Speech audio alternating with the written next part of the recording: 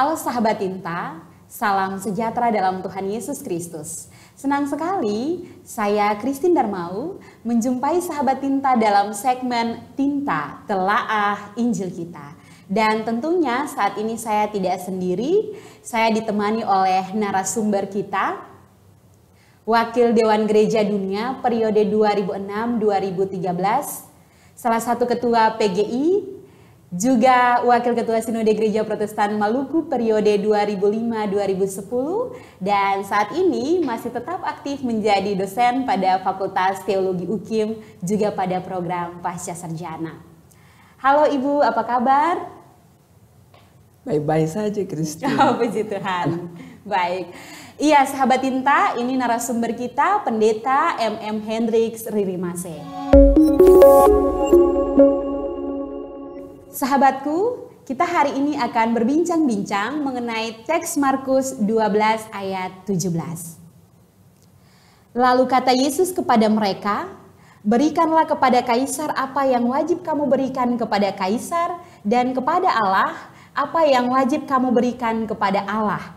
Mereka sangat heran mendengar dia. Sahabat Tinta, menarik sekali teks Markus 12 ayat 17. Kalau melihat teks ini sebenarnya apa sih maksud Yesus kepada orang-orang Farisi, tetapi juga kepada para Herodian tentang harus membayar pajak kepada Kaisar dan kepada Allah berikan apa yang menjadi hak atau bagian Allah. Apa sih maksud Yesus tentang bagian ini? Oke. Jadi sebelum saya masuk ke situ ya, saya mau bilang di sini bahwa TB2 atau terjemahan baru dari Alkitab Bahasa Indonesia yang kedua yang sudah di-launch oleh LII itu adalah teks baru yang bicara sedikit, dia kata-kata sedikit beda ya, dan kata-katanya kalau kita bacakan di sini akan bilang begini, berikanlah milik Kaisar kepada Kaisar dan milik Allah kepada Allah. Ya, itu usaha LAI, Lembaga Alkitab Indonesia, untuk memperbaharui terjemahan yang lama yang sudah dilakukan lama sekali tahun 1962 itu sampai sekarang.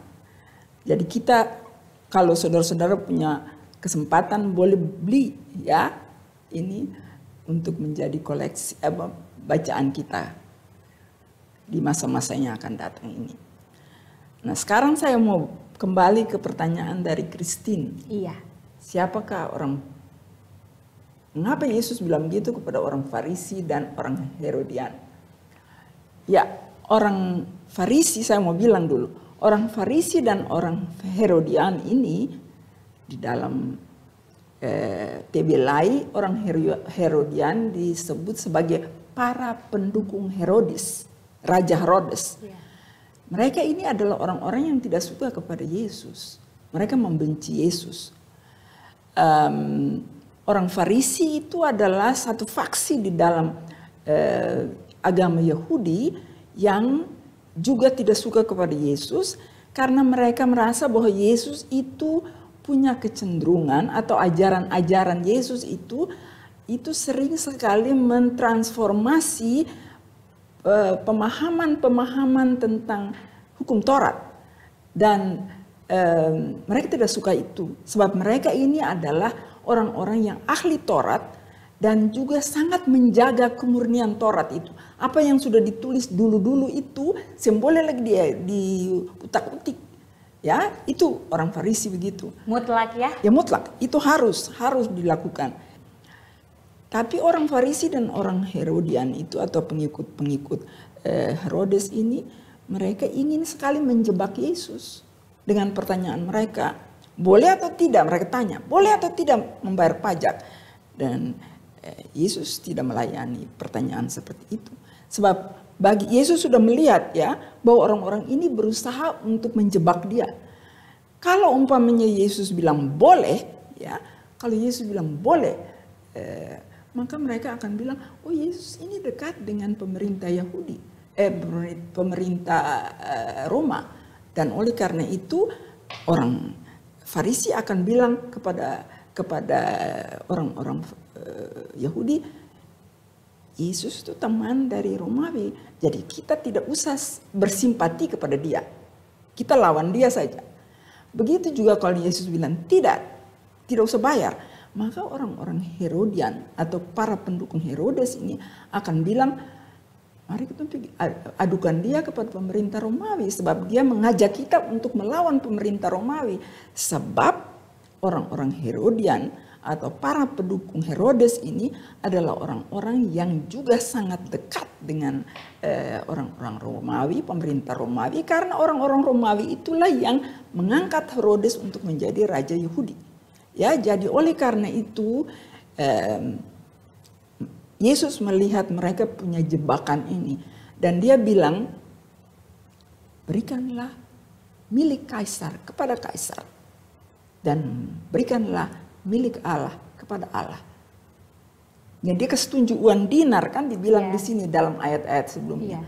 Koin dinar itu di situ ada gambar dari Kaisar. Jadi oleh karena itu milik Kaisar. Jadi Yesus bilang, bayar pakai uang ini, kembalikan itu kepada Kaisar. Tanggung jawab sosialmu duduk di situ. Orang-orang Yahudi yang ada di dalam pemerintahan, di dalam Imperium Romawi harus membayar pajak. Sementara Yesus juga memberi nasihat kepada orang Yahudi yang ada di situ untuk memberikan tanggung jawab mereka kepada Allah. Ya, korban, ya ritus-ritus agama, mereka harus bikin itu. Jadi Yesus mengajar mereka untuk menjadi orang percaya atau orang yang percaya kepada Allah, memuliakan Allah, tapi sekaligus kepercayaan kepada Allah itu harus dinyatakan di dalam mereka punya tanggung jawab sosial kepada Kaisar itu. Baik, berarti Yesus menunjukkan satu nilai penting di situ, menghargai pemerintah juga sebagai wakil Allah di dunia, tetapi juga harus memberi apa yang harus menjadi bagian dari Yesus sendiri. Ya, menarik sekali. Satu pertanyaan sederhana juga untuk Ibu. Mengapa wajib membayar pajak? Kalau belum membayar pajak, apakah kita termasuk orang yang lalai?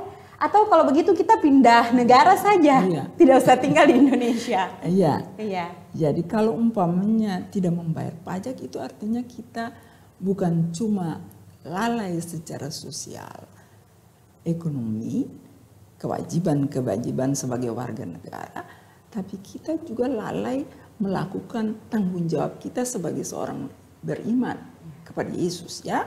Sebab di dalam kepercayaan Kristiani kesetiaan kepada Allah itu harus juga bermuara pada kita punya tanggung jawab sosial, politik, dan juga ekonomi. Jadi kalau umpamanya kita bilang kita ini orang percaya, maka kita harus melakukan tugas-tugas sosial ekonomi itu secara baik. Jadi kalau kita lalai, baik kita lalaikan tanggung jawab sosial kita tidak menjadi warga negara yang baik, warga masyarakat yang baik, tapi kita juga tidak menjadi seorang percaya yang baik, yang tidak mengamalkan kita punya iman itu di dalam perbuatan-perbuatan nyata kita. Jadi ya kalau Christine bilang, makanya lo pindah juga tampil lain. Ya. Tapi di semua. Kalau Christine bilang pindah tampil lain. Kalau kita pindah dari sini, kita pindah ke Singapura umpamanya, pajak ada lain. Di situ kita mesti bayar juga. Pajak juga ada. Kepada Singapura. Di mana saja kita ada, pemerintah pasti akan memberikan tanggung jawab pajak kepada kita sebagai warga negara. Jadi bukan di Indonesia saja, tapi di semua tempat. Termasuk di zaman perjanjian baru ini ya, zaman Yesus hadir ada.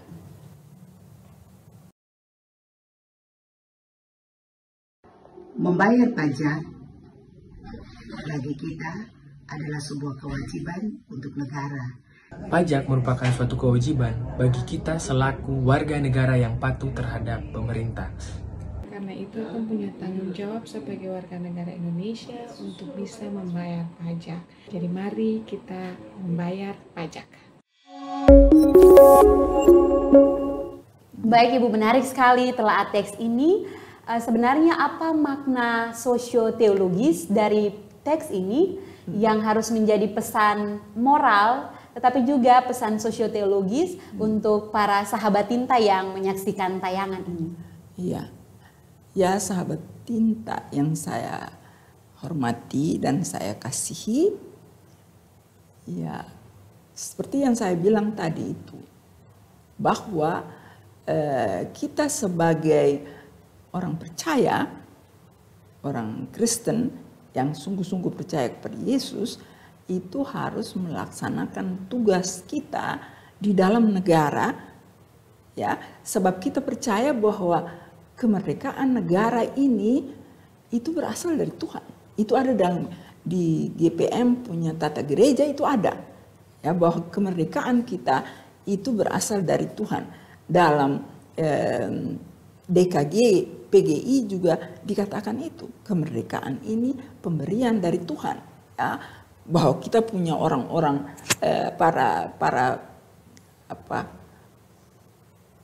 orang-orang tua dulu leluhur itu yang berjuang untuk negara ini, mereka berjuang dengan bambu runcing, dengan senjata dan seterusnya, tapi untuk kemerdekaan. Tapi kita tahu bahwa Allah yang memberkati pekerjaan perjuangan mereka itu, ya. Dan oleh karena itulah maka kita harus berpartisipasi di dalam membangun negara ini. Rasul Paulus juga bilang itu tuh, kalau kamu merdeka, pakailah kemerdekaan ini untuk mendatangkan kebaikan bagi banyak orang. Yeah. Jadi oleh karena itu sebagai warga masyarakat dan warga negara, orang-orang Kristen yang tinggal di Indonesia, yang menjadi rakyat Indonesia, harus berpartisipasi di dalam mengembangkan negara ini. Dan kita tahu bahwa uang yang kita bayar sebagai pajak itu dipakai oleh negara untuk mengupayakan kemakmuran, kesejahteraan bagi rakyat banyak. Ya, lewat banyak hal, ya, umpamanya membangun jalan, ya, membangun sekolah-sekolah, ya, untuk pendidikan, sarana prasarana untuk pendidikan, membangun sarana dan prasarana untuk kesehatan dan seterusnya.